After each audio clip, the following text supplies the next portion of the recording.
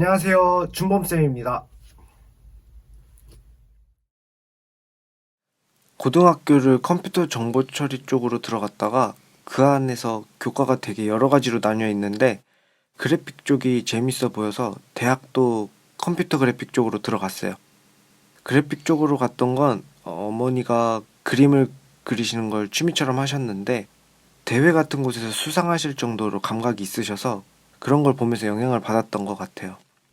고등학교 때는 재미도 있고 잘하기도 했는데 대학을 갔는데 너무 컴퓨터 앞에만 하루 종일 앉아 있으니까 너무 답답한 거예요. 좀 이렇게 사람들이랑 소통도 하고 그러고 싶은데 성격도 활발한 편인데 컴퓨터 앞에만 있으니까 지루하고 그래서 자퇴를 하고 다른 분야를 찾아봤어요. 사람을 많이 만날 수 있으면서 그중에 디자인도 껴있으면 좋겠다 이런 생각을 하면서요. 아니요, IMF 때문에 집안 형편이 좋지 않아서 일단은 내 용돈벌이하고 집에도 조금 보탬이 돼야 돼서 맥도날드에서 4년을 일을 했어요. 그리고 다른 음식점에서 매니저로 스카우트 제의가 와서 그 음식점에서도 또 4년을 일을 했어요. 맥도날드에서 그 음식점으로 이동했을 때 생긴 여자친구가 있는데 그 친구의 언니가 미용사였어요. 그때만 해도 저는 미용실에서 머리 어떻게 잘라주세요가 아니고 모르겠어요. 그냥 알아서 해주세요. 약간 이런 스타일이었거든요. 크게 관심이 없었는데 여자친구 따라 자주 머리 하러 가면서 보는 것도 생기고 재밌겠다, 신기하다 라는 생각이 생기면서 관심이 커졌죠. 그런데 그때 마침 알바몬을 보다가 제가 다니던 미용실에 관리자를 뽑는데 어? 경력 무관, 성별 무관? 그냥 해보자 한 거예요. 어떻게 하다 보니까 됐어요. 그런데 음식점 관리자와는 다르게 미용실 관리자는 인사 관리가 주 업무더라고요. 약간 엔터테인먼트 같은 성향이 있어요. 인턴들, 스태프들은 연습생이고 선생님들은 이미 데뷔한 아이돌이에요. 저는 이제 매니저로 이 사람들을 관리하는 걸 배웠죠. 그렇게 일을 하면서 미용 일을 처음부터 해야겠다는 아니었는데 일단은 매니저로 일을 하다 보니 그림이랑 비슷한 거예요, 미용이. 그런데 한 2년 정도 하다 보니까 제가 데리고 있던 스태프들이 디자이너가 되는 과정을 보잖아요. 그런데 저렇게 감각 없는 애들이 미용사가 되는데 내가 하면 더 잘할 수 있지 않을까? 이런 생각이 들었어요. 또 이런 친구들이 잘 됐어요. 저는 기본급인데 이 친구들은 이제 프리랜서로 잘 돼서 돈도 많이 벌고 그런 모습을 보니까 나도 해야겠다. 나도 할 수 있을 것 같다. 라고 해서 시작을 하게 됐어요. 사실 그 당시에 또 겹쳤던 게 제가 인사 관리를 잘해서 부점장 자리를 갈 수 있는 상황이었어요. 회사에서 일본 연수를 보내줬는데 저만 관리자였고 다들 디자이너 그리고 스텝 조금 이렇게 해서 일본에 갔는데 일본의 유명 브랜드 미용실에 관리자가 없는 거예요. 디자이너 선생님이랑 인턴 스텝 친구들이 매장 관리를 같이 하고 있는 거예요. 그걸 보면서 아, 우리나라에서도 미용실 관리자가 없어지면 내 직업이 없어질 수도 있겠다라는 생각이 들었어요. 나는 관리자니까 관리를 배울까 해서 보러 갔는데 볼 게 하나도 없는 거예요. 그래서 약간 이게 뭐지? 이런 생각도 들었고 그러고 돌아와서 부점장을 하라고 매장 오픈하는 데를 소개시켜 줬는데 안 간다 그랬어요. 저 스텝 할 거라고. 그때 스텝을 시작하겠다고 하니까 회사에서 난리가 났죠. 잘한다고 해서 포상으로 해외 연수 보내줬더니 와서 딴 생각하고 있다. 난리가 난 거예요. 근데 저는 그냥 뭐 여기서 안 시켜주면 다른 브랜드 가서 배울 거예요. 라고 단호하게 했어요. 그렇게 미용을 시작하게 됐죠. 쉽지 않았죠. 그때 당시만 해도 위치가 월급이 되게 많았던 시기였는데 그걸 포기하고 있던 차도 팔고 스텝으로 80만 원 받고 일을 했으니까 80을 받는데 그 안에서 교육비, 기숙사비 다 내야 돼서 주 5일을 일을 하는데 쉬는 날에는 본사에 가서 교육도 받고 그리고 또 내가 관리하던 매장에서 스텝이 되니까 갈피를 못 잡았어요. 초반에 내가 관리하던 애들이 내 선배가 돼 있는 거예요. 저를 가르쳐주고 막 시키고 해야 되는데 애들이 불편해서 저를 못 시키고 또 저는 애들이 이렇게 이렇게 하라 그러면 못 받아들이는 거예요. 분명 나는 다 내려놓았다 생각을 했는데 내 눈에는 애들이 잘못하고 있는 게 보이고 이렇게 하라고 하니까 얘네들 입장에서는 자기들이 선배니까 가르쳐줘야 되는데 그런 부분에서 되게 혼동이 됐죠. 이렇게 융화가 안 돼서 한 1년을 하다가 다른 지점으로 이동을 했어요. 그 지점에서 이제 대선배들이 있는 매장에 가서 배우고 2년 반이 지나서 승급 시험을 봤는데 잘 봐서 디자이너가 됐죠. 있었죠. 정말 많았어요. 다들 못할 거라고 생각했어요. 너 똥손이라고.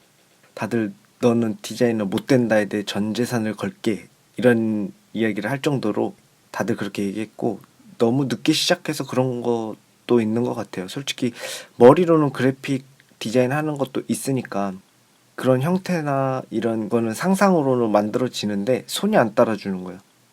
어린 나이에 시작한 친구들은 흡수가 되게 빨리 되고, 저는 27에 시작을 했으니까 이 흡수가 잘 안 되는 거예요.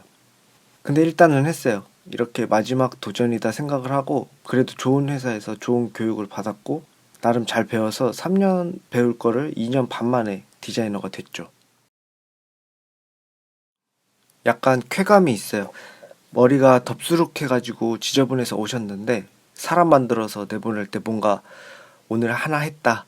어쨌든 그 사람의 인생에 조금이나마 영향을 줄 수 있는 사람으로 살고 있는 거잖아요. 그리고 뭐 예를 들어 저 오늘 소개팅 가요. 머리 이쁘게 해주세요. 라고 했는데 결혼까지 간 커플도 있어요. 그런 걸 보면 내가 이 사람들한테 어찌됐든 조금이나마 도움을 주지 않았을까 그런 성취감이 있어요. 그리고 또 광고 디자인 전공으로 대학도 졸업하고 군대를 다녀와서 이력서 넣는 친구가 있었는데 손님 중에 좀 유명한 광고 디자인 회사에 있는 분이 있었어요. 어떻게 연결을 해드렸는데 그 회사에 들어갔더라고요. 그런 케이스들이 생기면 뿌듯하죠. 물론 무조건 연결해주지는 않아요. 그리고 무엇보다도 부모님 머리 해줄 때 가장 좋아요. 우리가 부모님한테 해줄 수 있는 게 돈 말고는 많지 않잖아요. 그런데 머리를 해준다는 거는 좀 더 특별한 것 같아요. 안 하던 대화도 많이 하게 되고, 나이가 들면서 함께 할 수 있는 시간도 많이 없고, 같이 안 살기 때문에 자주 못 보지만 그래도 한 달에 한두 번 머리를 하러 오셔서 대화를 많이 나눌 수 있는 시간이 생기게 되는 게 좋은 것 같아요. 그리고 미용을 하면서 제일 좋았던 거, 가장 내가 이 일을 하기 잘했다라고 생각했던 게 외할머니 머리를 해드린 거예요. 지금은 돌아가셨는데 돌아가시기 전에 여러 번 해드렸거든요. 그때 안 해드렸으면 마음이 조금 그랬을 텐데 엄마도 좋아했고 친척분들도 아 준범이 정말 잘했다 이런 얘기를 해주셔서 그게 제일 좋았어요. 머리 해드리면서 사진 찍어 놓은 게 많이 있어서 간직할 수도 있고 그게 제일 뿌듯해요. 아직까지 미용사들에 대한 인식이 조금 낮아요. 예를 들면 대출을 받으러 가도 직업군이 낮아서 대출이 안 나오고, 그래서 집을 구한다거나 하는데 애로사항이 있고, 또 약간 공부 못하는 애들 이런 느낌이 있어요. 옛날에 인터넷에서 난리가 났던 건데 나이트클럽에서 꼬시기 쉬운 직종 3가지 상위에 뽑히는 그런 경우도 있었거든요. 조금 쉽게 보는 경향이 없지 않아 있어요. 요새는 면접 볼 때 성적도 보고, 미용 대학을 나온 친구들도 성적, 그리고 학교 생활을 잘했는지 성실도랑 이 친구의 성향이랑 이런 것까지 다 파악을 해서 뽑는단 말이에요. 그래서 이제는 점점 더 입사하기도 힘들고, 그런데 이런 인식들이 안타깝죠. 그리고 어떤 분야에나 있겠지만 진상 손님들이 있어요. 한 번은 커트를 하고 갔는데 잘못됐다고 해서 환불 요청이 온 거예요. 근데 봤는데 계단 형식으로 뚝뚝 잘려 있어서 한쪽만 이상하다 이렇게 생각을 하고, 나는 이렇게 잘라달라고 해도 못 자를 텐데 라는 생각이 드는 거예요. 분명히 자기가 잘라놓고 환불 요청을 하는 건데 거기에서 크게 싸우고 싶지 않아서 그냥 블랙리스트로 걸어놓고 환불을 해서 보냈어요. 어차피 그렇게 큰 돈은 아니었기 때문에. 미용을 하다가 중국 유튜버 분이 손님으로 왔는데 뭐랄까 되게 독특하신 거예요. 생각하는 것도 특이하고, 그런데 그분이 얘기하시는 게 나중에 차에 핸들이 없어지고 그 자리에 모니터가 들어설 거고, 결국 컨텐츠와 영상을 많이 가지고 있는 사람들이 돈을 많이 버는 시대가 올 거라고 얘기를 해주시는 거예요. 사실 저는 이때까지만 해도 유튜브를 안 보고 네이버를 검색하던 시기였거든요. 2018년 말쯤이니까 저는 좀 늦게 유튜브를 접한 거예요. 그래서 신기한데 막 그때부터 유튜브를 보고 아, 그럼 나도 해볼까? 하고 저는 약간 인스타그램처럼 내 유튜브 채널에다가 내 영상을 남기는 걸 목적으로 일단 해봤어요. 편집도 못하고 되게 재미없는데 일단 찍어서 올렸어요. 그런데 그걸 하다가 또 그 고객님이 오신 거예요. 그분에게는 우스웠을지 모르지만 제가 막 이것저것 여쭤봤어요. 이럴 때는 어떻게 해요? 막 방법에 대해서 알려달라고 하니까는 쉽게 방법을 알려주시는 거예요. 전문적으로는 아니어도 하다 보니까는 영상 퀄리티가 올라가는 거예요. 그래서 제가 한 거를 그분이 오셨을 때 또 보여줬어요. 그랬더니 그분이 이제 편집하는 능력도 조금 올라오셨네요. 그러면서 저희 채널에 한번 출연해 보실래요? 라고 제안을 해주셔서 거기에 출연하게 됐어요. 중국 채널이다 보니 인구수가 많아서 100만이 넘는 사람들이 보는데 댓글에서 저에 대한 반응이 조금씩 올라오는 거예요. 저분은 어떻다? 누굴 닮았다? 막 이렇게 올라오는데 이분들이 거기서 가능성을 본 거예요. 이분들은 K문화를 알리는 분들인데 저는 제 컨텐츠도 있고 미용이랑 기술도 있으니까요. 그렇게 돼서 앞으로 이분들이랑 영상도 자주 찍고 그럴 것 같아요.